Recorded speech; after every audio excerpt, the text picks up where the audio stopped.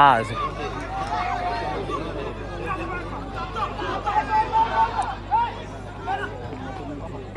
ഇവിടെ കുറേ ദിവസം വന്നതിന് സൂടുകളൊക്കെ വളർത്ത സൂടാണ്. ഇന്ന് വന്ന സൂടൊക്കെ നല്ല സൂടാ. ഇത് ഇന്നലെ ഞാനൊക്കെ വളർത്തേന്ന് കളിച്ചെന്ന്. ഗോളി പുറത്ത് പോണ ബോൾ എങ്ങനെ പിടിക്കുക ചെങ്ങായി?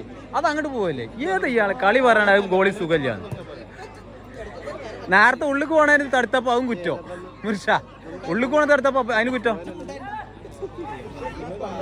റെസ്റ്റില്ലാതെ കളിക്കാണ്. ആവണം ആവണം ആവണം.